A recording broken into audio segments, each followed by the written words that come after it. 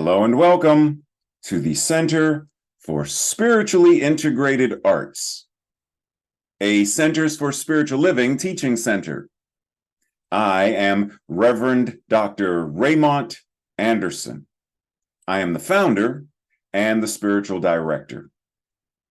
Now, as you are sitting there joining us, you may have questions, any number of questions, such as, who am I? How did I get here? Spiritually integrated arts means what exactly? What is a teaching center? Well, what is Centers for Spiritual Living? What is that? What does that even mean? Or New Thought, or religious science, or science of mind and spirit? You may have any number of questions about this specific community, about the parent organization, CSL, our philosophy, our teaching, our liberation theology. Any number of questions. Feel free to send an email. We look forward to connecting more and building our virtual community, our global community. And if you haven't connected yet on social media, feel free to do so. This is your invitation now. Also, did you know that all of our Sunday messages are archived on our YouTube channel? You can watch it anytime. Now, questions about anything, such as becoming a member. What does that mean? What does membership entail? And if you live somewhere far and already belong to a spiritual community, can you be a member of more than one? The simple answer is yes, you can. Just like you can shop at more than one grocery store, you can attend or be a member of more than one gym. We are building beloved community. So you can do both. You can be a member of both. You can be involved with both. That's what being in spiritual community means. So we welcome you. We invite you. We are so appreciative that you have found this community and that you have joined us today. We bless you. We love you. We welcome you. Live long and prosper.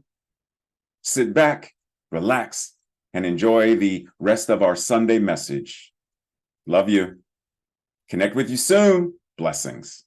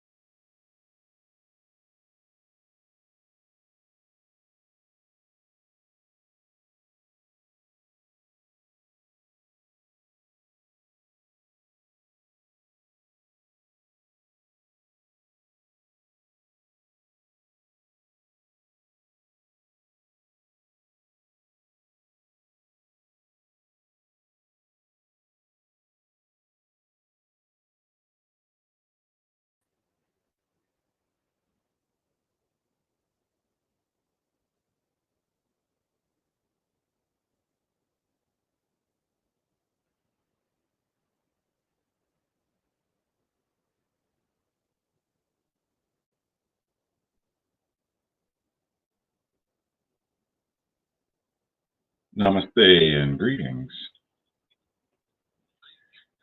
The steps we take.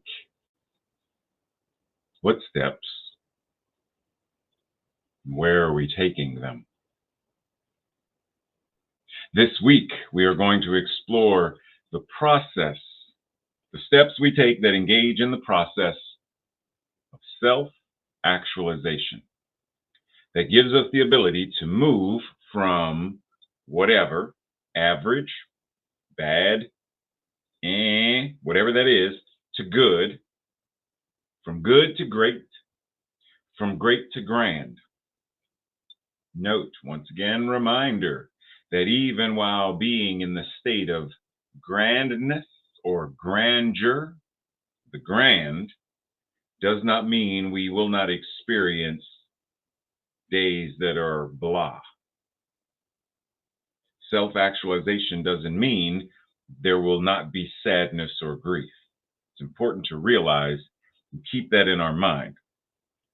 So, the steps that move us through this process to this new actualized way of being. Now, part of the process or part of the steps involved include our mental equivalent and how we intentionally and consciously set them and live and move and have our beingness in alignment with them. Now, I say plural, mental equivalence, once again, because we can have a mental equivalent as it relates to finance, money, a mental equivalent as it relates to family, friends, and relationship, a mental equivalent regarding our physical body, health, and well-being. Thus, plural, mental equivalents. And how do we intentionally set them, consciously set them, and live in alignment with them? How do we live in harmony?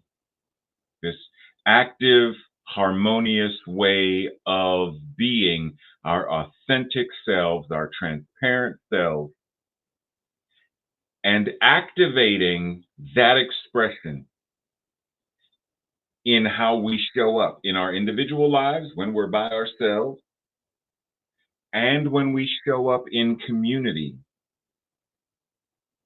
How are we being our authentic, transparent, actualized selves?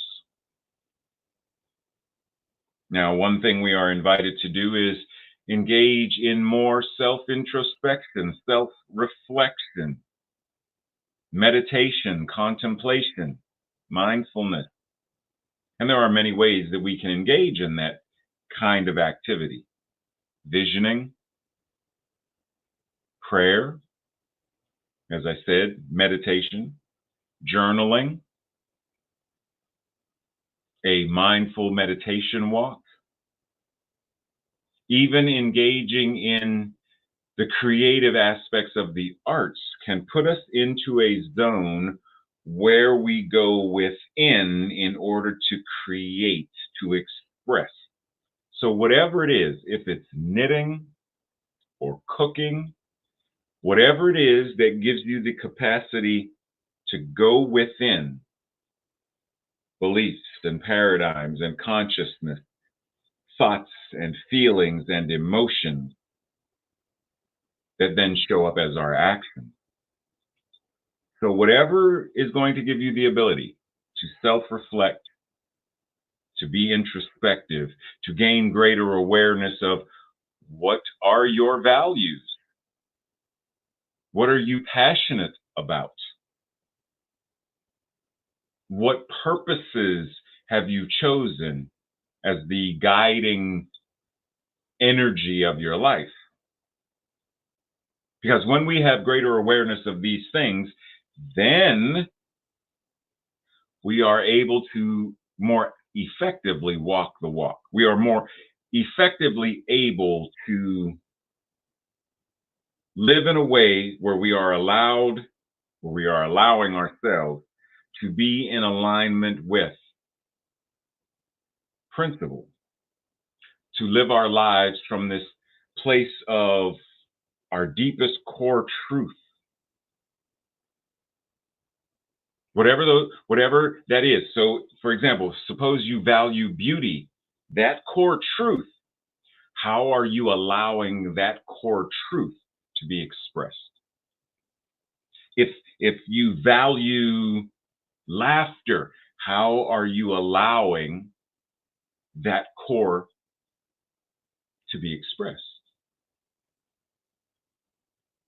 When we have clearer intentions, it is easier to set goals for our own personal, individual growth and discovery, evolution, as well as for the collective. Now, it's important to keep in mind, as with most things we practice, it's an ongoing process. It's not a one and you're done. This is not a microwavable dinner where you put it in, push some buttons, and ding, it's done in 30 seconds. This is a slow cooker kind of thing where you put it in and then several hours later, or as my father's sister, my Aunt Alcia, who used to make fruitcake every year before she made her transition, she started making it 6 months before December when she would start handing it out. It's a long process, and ideally, this process, the steps that we take should last forever, last our entire lifetime. Now, one thing you'll notice that I highlighted some of the words and phrases, and I invite you to come back and reflect on these and ask yourself, for example, for me, what is self-actualization? How does that show up in my life? What are my mental equivalents, and how do I set them or align with them intentionally? What do I do that is self-reflective? How do I engage in introspection, etc.? And for me, what would be a catalyst for my continued evolution? What will keep me ever evolving? So if you're ready, Viktor Frankl offers us the idea of self-actualization. It cannot be attained if it is made an end in itself.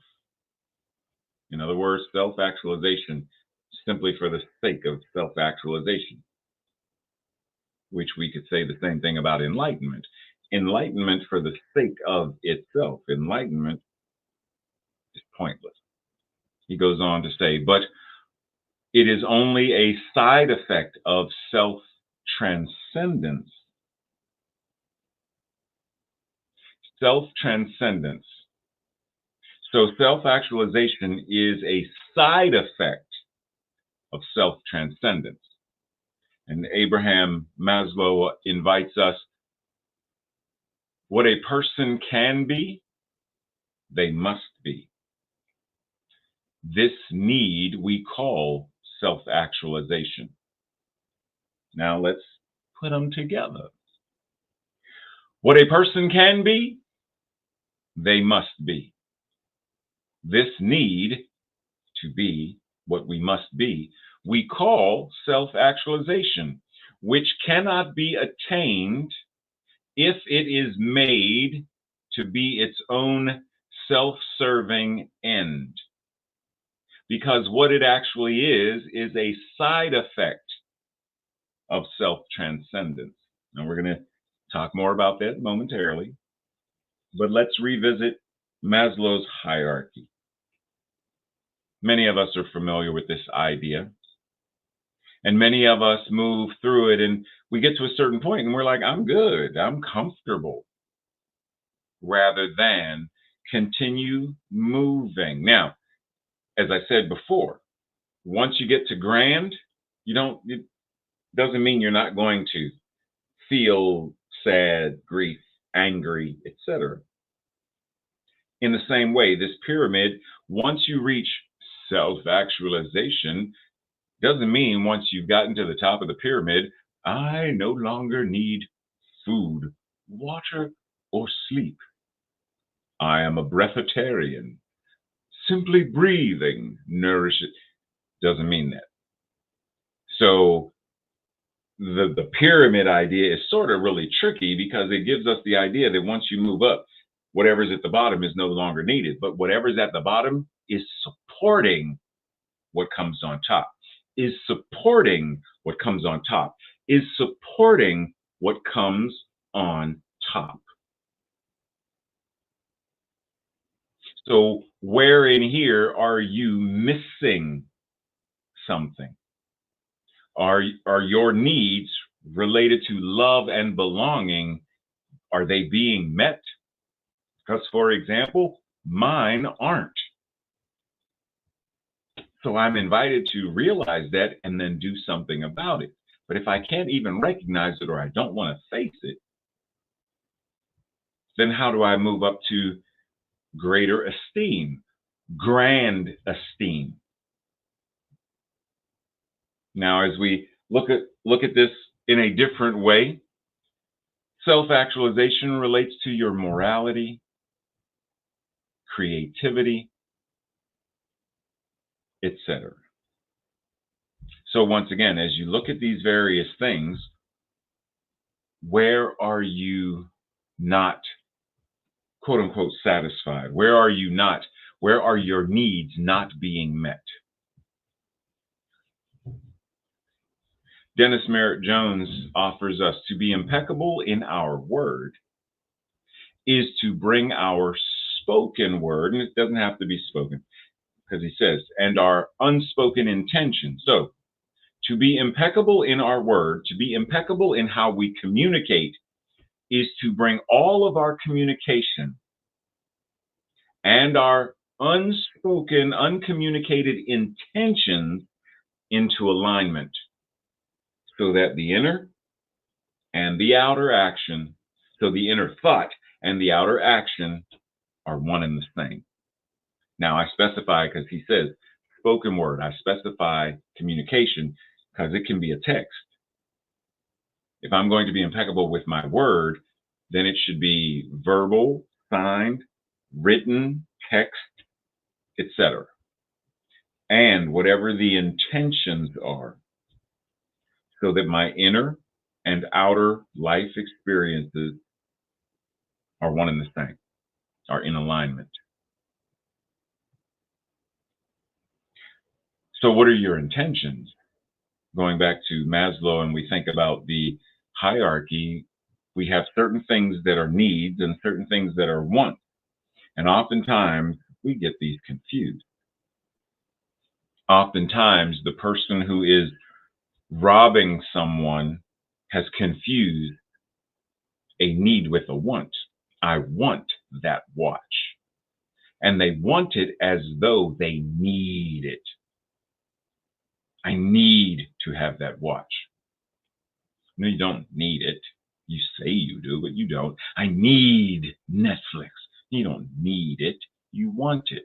So being able to clarify, what do I need versus what do I want? What do I want, but think or say that, how do I communicate? Do I ever reference a want as though it's a need? Right? So gaining greater clarity means asking ourselves, what do I want? What do I need? And being able to distinguish between the two. Because if we can't distinguish, then we're not really going to know what our intentions are, what's driving the intentions. And anything regarding this spiritual practice, teaching, philosophy, it comes back to what is the energy, what are the beliefs, what are the mental equivalents that are showing up, internal, external, individually, collectively. Because I guarantee you, if we really understood as a society the intention that creates war, then there would be no war, because we would realize that that intention and this experience, there is no way these are in alignment in a way where, oh, for example, my intention is to create peace, and I'm creating peace by dropping a bomb.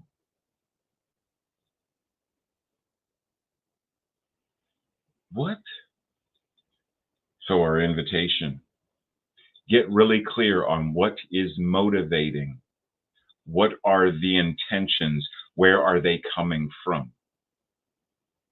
Maslow says a musician must make music. An artist must create art. A poet must create poetry if they are to be ultimately happy, which I would say if they are to be ultimately satisfied. That which you are must. So what is your must? See, the way he's phrasing this is a need. The musician must make music. It's to not do so would be to deny themselves, which would be detrimental to their health and well-being. Therefore, it's a need. To which we may say, well, how is that? Let's have that conversation. If the musician must make music, we must breathe, we must eat. An artist must paint or sculpt or draw. Must. Then what are the ramifications of not doing it? If they are to ultimately be satisfied, to be happy, then to not do it is to ultimately be dissatisfied and unhappy. So ask yourself, what must I do? For you in your life, what is your, I must do this? And be mindful that, does it rely on someone else? For example, if I say, I must raise my children. Well, what happens when they are grown? Now, you could say, I must love them, but I must raise them. Well, what happens when they're grown and they're on their own? Because a lot of people think they get into a space of, I am my job. Now, there's a difference between I am what I do and I am what is done, what I am being. There's a very, very thin and very blurry line. Because I could say, a teacher must teach.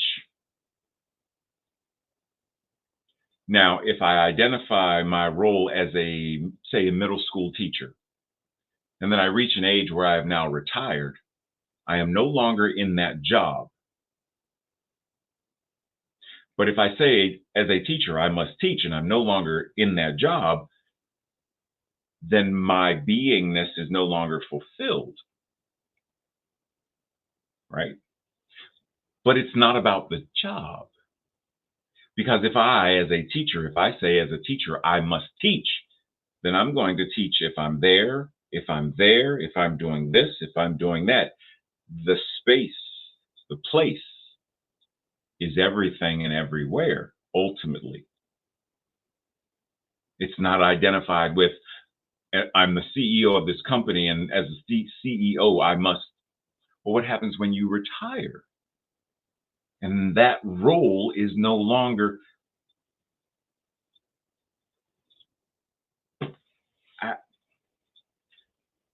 very thin, very blurry line. But that which we must be, that which we must do, that which we are, isn't relegated to a particular label or box per se. Follow what I'm saying? If not, feel free to send me an email or a text message or whatnot. We can have a conversation and we can, dive a little deeper, because I know within the time frame of what we have here on Sunday, sometimes I throw things out there and you're like, that was a really large bite and I needed Reverend Ray to cut it into little smaller bites for me. Never hesitate to reach out, because I know there are a lot of times that for linguistic purposes, I will give a huge concept that we don't really have the time to break down and fine tune. And this is one of them. So in the idea of what must I do, I want you to pause and listen to something that Miles Davis said. Would you be a musician if nobody ever heard you? Sure. Why? Because I love music. It's in my head. I can't get it out. Okay, listen. Yeah. You're hearing it yourself. I hear it now. What seeks to be expressed in, through, and as you, no matter what. Got that? You say no? Let's listen to him once again. Would you be a musician if nobody ever heard you? Sure. Why? Because I love music. It's in my head. I can't get it out. Okay, listen. Yeah. You're hearing it yourself. I hear it now. What seeks to be expressed in, through, and as you, no matter what. How is the universe wanting to be expressed in, through, and as you, no matter what? Eckhart Tolle says, when the basis of your actions is inner alignment in the present moment, your actions become empowered with the intelligence of life itself. There is only one life, and that life is God. When the basis of your actions is inner alignment in the present moment, your actions become empowered with the intelligence, the wisdom, the bliss, the passion of life itself. Do you do what you say? Do you live in alignment with, I'm going to go to the gym. And the last time I went to the gym was 1812. Why do you keep saying you're going to the gym when? Are we true to our word? Do we have integrity? Are we impeccable with our communication, with our word? Is the interaction or the inner alignment, the inner activity of consciousness and the outer expression of it, are they in alignment? If so, then our experience, our actions, the activity will be empowered, will be fueled with the very intelligence and wisdom of life itself.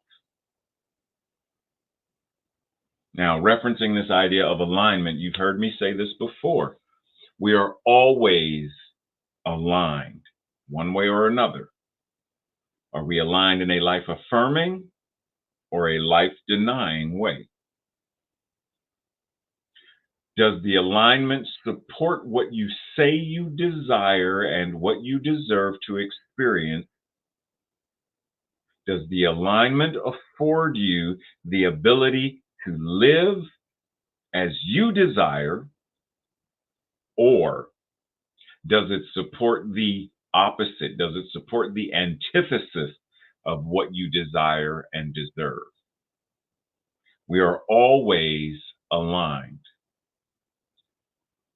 And it is important to be mindful of, to remember that sometimes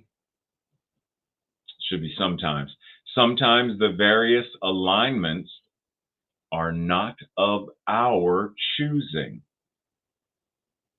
And yet we can make the needed adjustments, the needed alignment in order to live our best lives. So we are going from good to great to grand. Now, this specifically is referencing the idea that in each of these examples, the spine is aligned. It's still one solid, in whatever form it's taking, it's still aligned. And yet, some of the alignment is going to impact how the person moves through their life. And the invitation is to say, there are some things that are beyond my control, some alignments or misalignment, quote unquote, that I can't change per se, but I can change how I respond to it and still navigate and still have a degree of spiritual, moral, emotional mobility and empowerment to still live life on my terms, on our terms. So rather than saying, oh man, such and such, such and such, such and such. Yes, there is a non-alignment regarding how finances occur in a toxic capitalistic nation. Yes. But rather than, oh man, this is not fair. What do you do about it? Are you praying regarding it? Do you ever meditate about it? When you think about it or contemplate it, are you contemplating it and thinking of it in a way where you are changing those structures so that no matter what is out of alignment or misaligned or whatever language we want to use, we are still able to live in a way that we are moving to self-actualization and self-transcendence, no matter what. Once again, be mindful that sometimes the various alignments are not of our choosing, and yet we can make the needed adjustments. We can make the needed alignments in order to live our best lives, going from whatever this is to good, from good to great, and from great to grand. Our beliefs, our words, our emotions, and our actions connect to one another. They connect to others, and they are always influencing and impacting our lives in one way or another. Always.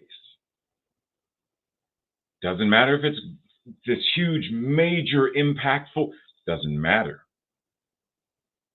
Whether it's a mosquito bite or a pimple or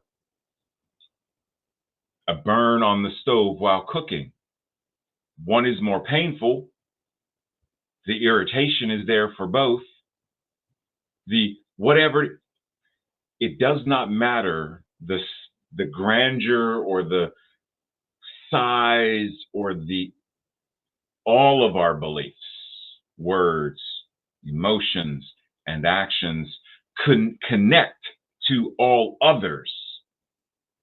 And they are always, in one way, shape, or form, influencing and impacting our lives individually and collectively.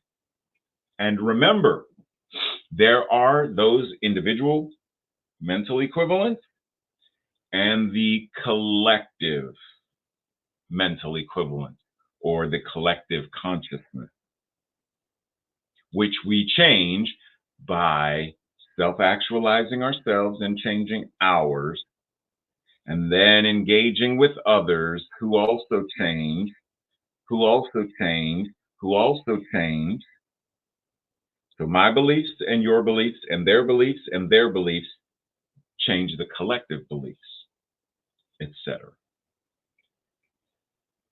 There's no such thing as a wasted word or a wasted thought or a wasted emotion. They are always pointing us to something that is life affirming or something that is non-life affirming. Our invitation is to discern. Chris Franken says, alignment is a vibration, a movement of energy that feels grounded and enlightened. And it propels you gracefully forward toward your values. Okay. Vibration. In the same way that hitting a quote unquote wrong note or something that is off key signals us to get it back into tune, we are invited to look at the vibration to identify the alignment.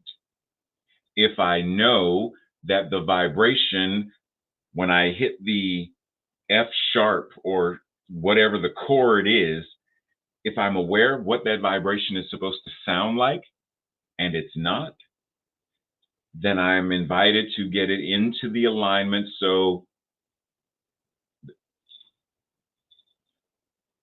there it is. There it is. But we can't do that if we're not present in our lives. I was just watching a documentary called God Save Texas. And in the first episode, they were talking about the number of prisons in the Huntsville area. And they were asking some of the high school students, or some of the college students in the area about what it's like living in a prison town. Because there's so many, like 7 or 8 prisons in the immediate area. And a lot of them were referencing the idea of, I don't think about it. I make sure to put my mind on other things. I don't like thinking about it, so in essence, I bypass it. In essence, I ignore it because it makes me too uncomfortable. We can't get into alignment. We can't reach self-transcendence and self-actualization by ignoring and denying what's happening in our lives. In the same way that the spine connects, we are connection creating, pattern creating beings. That's why eons ago, there were people who looked up into the skies, looked up into the heavens, and played connect the dots. It's where constellations came from. The point being, it doesn't matter where the dot is. It doesn't matter what the thought is. It doesn't matter what the activity is. It is possible to create, to identify, how does that connect to this? How does this connect to that? And what is it forming? So my thoughts about me, my thoughts about you, my thoughts about whoever and whatever, how are they connected? And what pattern, what shape do they create by those connections?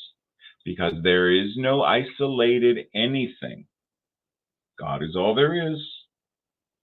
So there are no isolated incidents. Cause and effect is everywhere and impacting everything. Spirit is everywhere and impacting everything that it is, always and in all ways. So when you pause and look into your life, where are the patterns and where are the connections? When we think of this idea of fulfillment, which was mentioned, do we know what fulfillment is? See, What exactly is fulfillment and how do you know if you have it? That's a really good question. So, fulfillment is the ability to achieve something that you desire, or something that was promised to you, or something that was predicted. It's a level of satisfaction, accomplishment, happiness as a result of. It's having met a certain requirement or condition, such as graduating college or getting a degree or getting a new job. It's the idea of performing a specific task, some duty, or a role as required. When you order from, that online company that a lot of people don't like because of how they are paying employees and mistreating stuff, and how the founder of that organization is so wealthy but doesn't really pay enough in taxes. That thing. Yeah. When the order that was placed arrives, the order was fulfilled. So in our own lives, we're invited to, as Heschel says, people's true fulfillment. Remember what it said: satisfaction. People's true fulfillment depends upon communion with that which transcends them. We're going to talk more about this in a moment. What transcends you? In the Japanese art of Kyodo, Japanese archery, it's not about hitting the target. Truth in Kyodo is manifested in the shooting, and it is shooting in a way where the shot is pure and right-minded. Three elements must be present, must be in alignment: the attitude, the movement, and the technique, aligned and operating, expressed in perfect harmony. A true shot in Kyudo is not about hitting the center of the target. It is about where the arrow can be said, mental equivalent, to already exist in the target before the arrow has even been released. It is knowing before the evidence, before the experience, before the condition demonstrates it.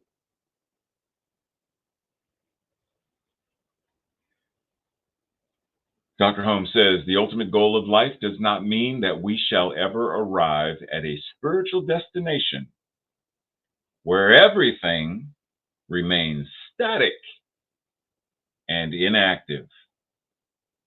That's stagnation. Remember what I said about the triangle, the pyramid, and the ebb and the flow, the movement and cycle through, and same thing. We are not meant to get to the place of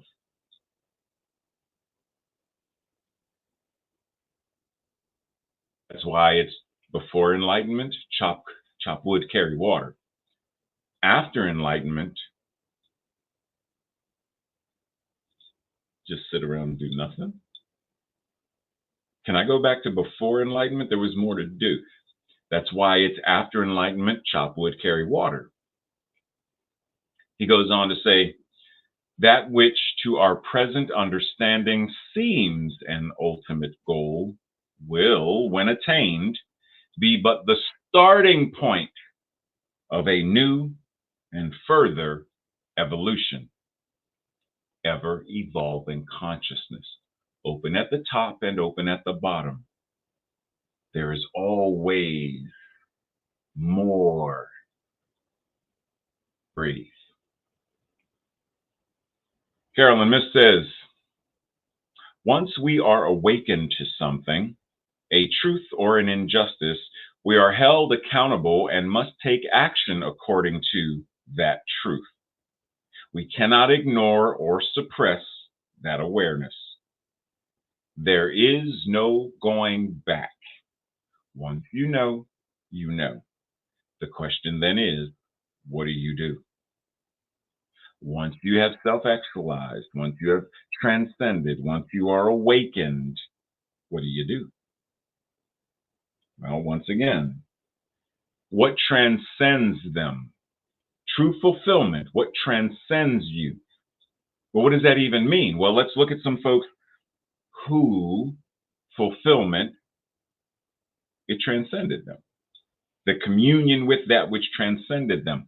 All of these individuals, including those who are still alive on this side of, they are doing that which transcends them. They are operating in communion with that which transcends them. Now, I know you're asking, well, what does that mean? It transcends them.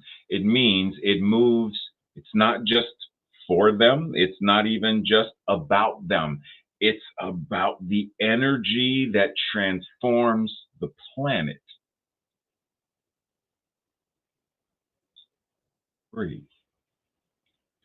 Self-transcendence at its core is about transcending, or quote unquote, rising above the self and relating to that which is greater than the self.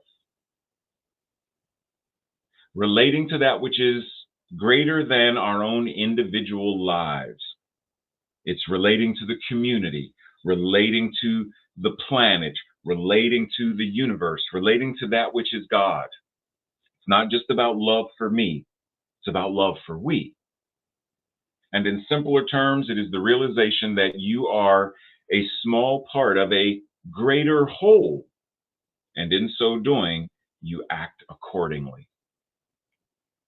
That's what we mean when we talk about self-transcendence. Now, that being the case, one way that this idea hits for me is recently a social media influencer who is also a clinical psychologist, Dr. Raquel Martin, was talking about legacy. And this is a paraphrase version of what she said, but your legacy is what you leave people with now. It's not about what you leave for them once you have died, right? It is the feeling that you leave within them while they're still in your presence, or once you have walked out or gotten on a plane and left. What do they still feel as a result of you? That is your legacy. And that legacy is a demonstration of self-transcendence. And how you consciously work on your legacy is what moves you to that space of self-actualization.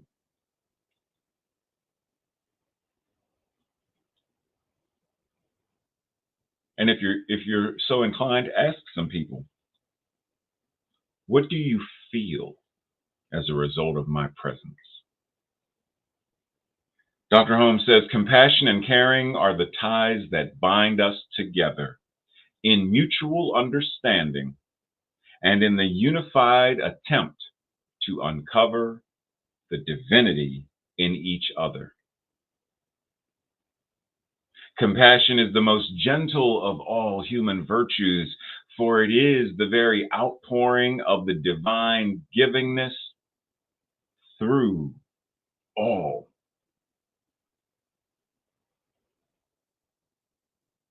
The divine givingness as and through and to all. How does compassion give you the opportunity to transcend, to heal, to connect? The science of mind and spirit is the process of self-actualization. It offers us some tools. There are many tools that we can interweave into our lives, such as trauma-informed therapy, somatic therapy and practices, and more. Science of mind and spirit offers us some tools, and we bring in other tools that help us to move from bad, quote unquote, to good, to great, to grand, to transcendence, and beyond. The tools, they help us to identify and to intentionally align our mental equivalent in more and more life-affirming ways through the active practice of living in and expressing our authentic, divine selves. Its methods of self-reflection and introspection help us to gain greater awareness of what we value, what we think, what we believe, what we are passionate about, and what we choose our purposes to be. It is through these practices that we align our lives with, we align our core truths with, we align our very being with. And because this is not a one and you're done deal, we engage this practice, this way of life daily, moment by moment, breath by breath, thought by thought. Moment by moment, it is a lifelong journey. Science of mind and spirit helps us to be the catalyst for our continued individual and collective evolution. Today's affirmation declaration, if you agree, if it resonates with you, say it with me the second time. My outer life demonstrates my alignment with the truth of my most authentic self. Together. My outer life demonstrates my alignment with the truth of my most authentic self.